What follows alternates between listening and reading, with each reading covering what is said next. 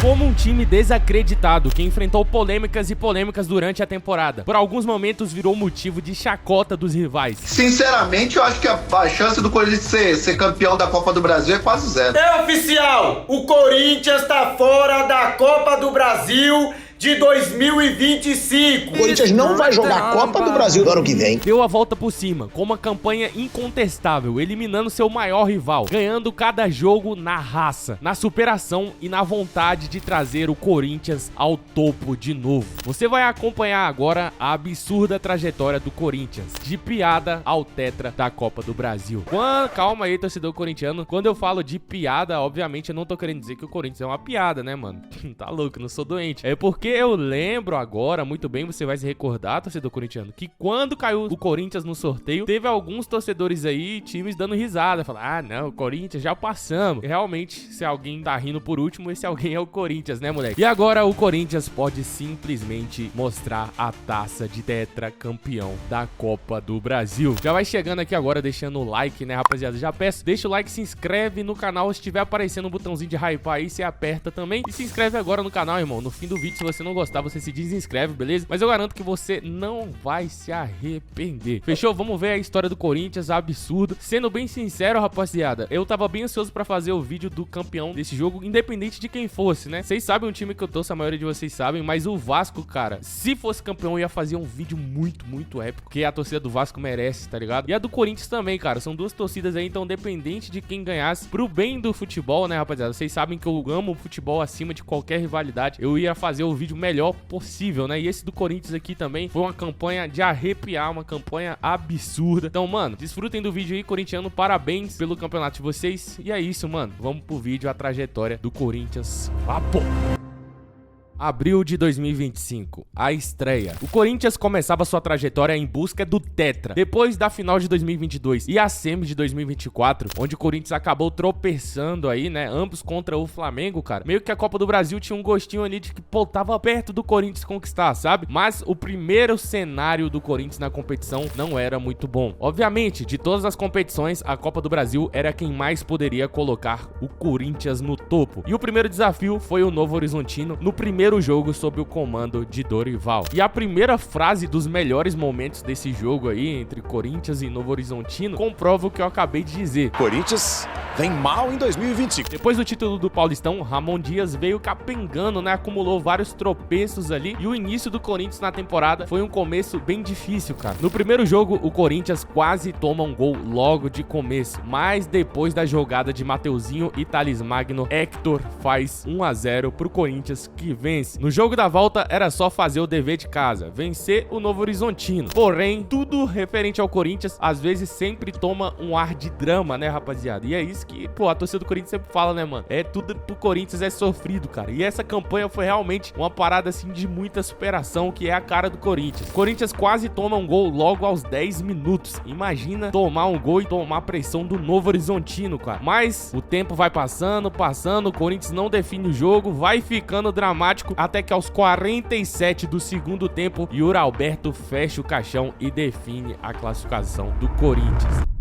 Oitavas, Corinthians versus Palmeiras. O destino colocou um dos maiores rivais logo no primeiro grande passo aí do mata-mata. Acho que se o torcedor pudesse escolher evitar um jogo desse logo nas oitavas, ele evitaria. Eu, pelo menos, evitaria, né, cara? Mas quis o destino que o Corinthians comprovasse logo que merecia esse título no primeiro desafio. Uma tarefa dificílima, mas quem quer ser campeão não escolhe adversário. Um caos se instaurou na Neoquímica Arena. Clima de guerra. Aos 15 minutos, Depay recebe na área e Gustavo Gomes faz o pênalti. O cenário perfeito. Logo com 15 minutos, o Corinthians podia dar uma desafogada e sair na frente do Palmeiras, né, cara? Mas Yuri Alberto concentra na bola, bate e o Everton faz a defesa. E aí o jogo fica tenso, né, rapaziada? Mas aos 43 minutos, o primeiro milagre. Facundo bate, fica na defesa, a bola sobra pro Giai e André Ramalho opera um milagre tirando de cabeça de dentro parceiro do gol. Aos 33 minutos, Mateuzinho cruza com perfeição e Memphis Depay de cabeça dá a vitória pro Corinthians. Mas apenas 3 minutos depois, não deu nem muito tempo de fazer festa, Maurício empata o jogo. Água fria no bando de loucos. Porém, depois de revisão, o gol foi anulado.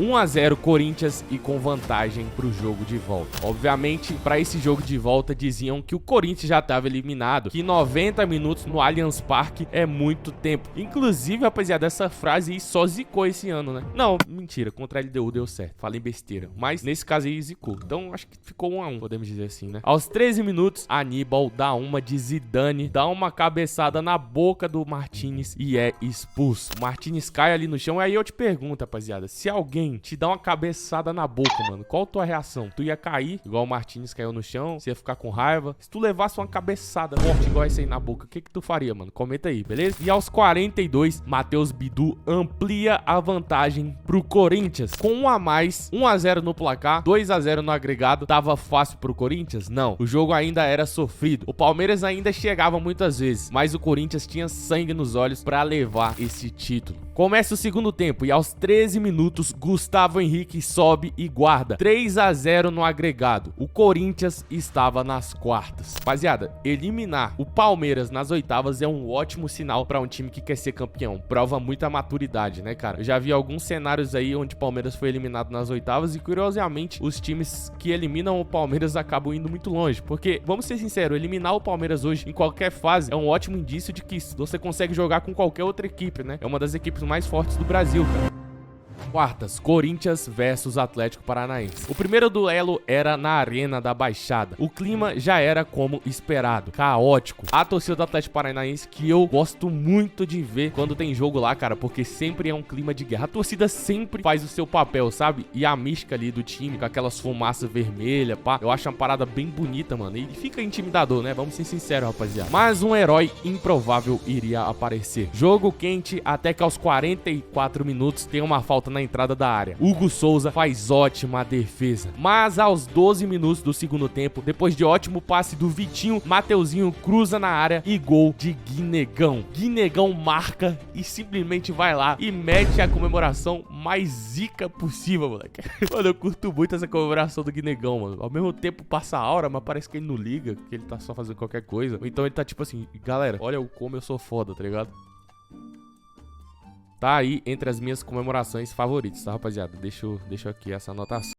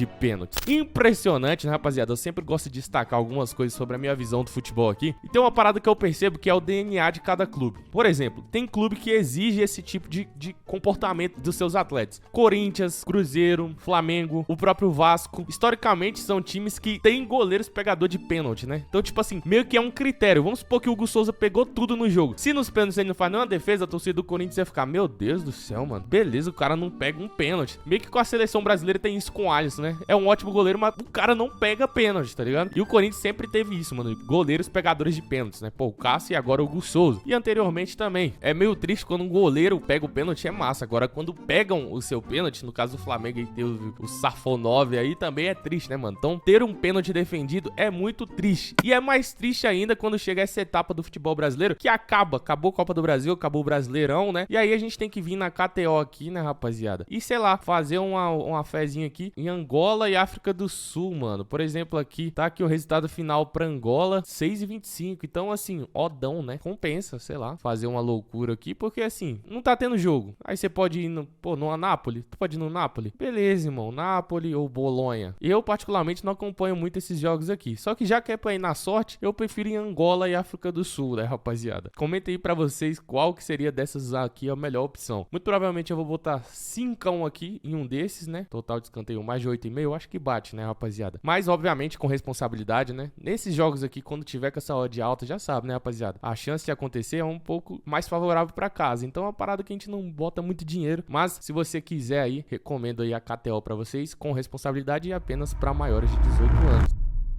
Semifinal, Corinthians versus Cruzeiro. O Cruzeiro precisava dar uma resposta para sua torcida. O time começou o campeonato com muito gás, inclusive o time do Cruzeiro também acho um time bem forte. Para mim, manter essa base e se reforçar para a próxima temporada vai ser um dos grandes favoritos aí ao Brasileirão. Que o Brasileirão de 2025 todo mundo já acreditava que seria um dos mais fortes da história e eu acredito que foi, tá, rapaziada? Foi bem equilibrado, mano. E para 2026 promete muito aí melhorar, né? E aí, rapaziada, o Cruzeiro começou com muito gás no campeonato, mas chegava à semifinal da Copa do Brasil. E o confronto da semifinal foi definido contra o Cruzeiro, com o sorteio determinado mais uma vez a decisão diante da torcida do Corinthians na Neoquímica Arena. Mas antes disso, o Corinthians precisava realmente vencer um dos times mais fortes do Brasil. E a campanha do Corinthians é meio incontestável nesse sentido, né? Pô, eliminou o Palmeiras e eliminou o Cruzeiro, cara. Realmente é uma campanha de quem foi campeão, né? De quem quer ser campeão. E o Coringão não apenas suportou a pressão em Minas, como aos 21 minutos, Memphis Depay cabeceia a bola dentro da área e faz festa do bando de loucos. Mesmo com a enorme pressão do Cruzeiro no jogo, o Corinthians sai de Minas com a vantagem por 1-0. Mas no jogo de volta em Itaquera, a festa logo viraria drama. Aos 16 minutos, Matheus Pereira quase faz um golaço de bicicleta. Aos 39, Arroio coloca o Cruzeiro na frente. E 6 minutos do segundo tempo, Arroio aumenta a vantagem. Imagina, você vence por 1-0 fora e aí começa o jogo no segundo jogo. Dentro de casa você toma logo 2 gols, cara. Realmente é uma parada desanimadora, mas nem deu tempo pro clima de velório, porque 3 minutos depois, Matheus Bidu diminui e leva a partida pros pênaltis. Pressão absurda do Corinthians. 2 bolas na trave, mas o destino queria um duelo entre Hugo e Cássio. Matheus Pereira bate e converte. Yuri Alberto erra. Todos guardam a partida ali. E Gabigol só precisava guardar para garantir o Cruzeiro na final. Porém, Hugo Souza opera o milagre. Gustavo Henrique converte e Hugo Souza pega mais um. Bidon bate e garante o Corinthians na final. E agora era a final contra o Vasco, gigante da colina. Jogo de ida 0-0, um gol anulado para cada lado. Não podemos dizer que foi um 0-0 ruim, pelo contrário, foi um 0-0 com muitas oportunidades, cara. Mas o destino queria que a decisão ficasse pro Maracanã. Começa a decisão e Mateuzinho num passe monumental deixa Yuri na cara do gol. Ele bate e guarda. Ele que quase foi o vilão na semifinal, se tornou o grande herói na final. A gente vai entender o porquê. Mas futebol, cara, é muito aleatório, entre aspas, né? Num dia você pode ser o grande vilão, no outro você se tornar um grande herói. E o Yuri poderia se consagrar aos 25 minutos, marcando o segundo, mas chuta por cima. Mas aos 40 minutos veio a força do Vasco, que empata com o Nuno Moreira. Uma jogada do Gomes, né, cara? Que, mano, eu não tô acompanhando muitos jogos do Vasco, mas eu acompanhei boa parte dessa Copa do Brasil. E o Gomes, cara, pelos jogos que eu vi, ele dá uma versatilidade pro Vasco da hora, né, mano? Muito boa a contratação do Vasco. Mas aos 16 minutos do segundo tempo, Breno Bidon faz um drible espetacular. A bola chega no Yuri Alberto, que cruza pra Memphis dar o título pro Corinthians. Corinthians tetracampeão da Copa do Brasil. Enfim, rapaziada, essa foi a absurda campanha do Corinthians aí. Se você assistiu até aqui e ainda não se inscreveu, você vai ter que dar uma cabeçada na sua boca, mano. Vai ser o dia, cara. Agora eu passei do limite, mano.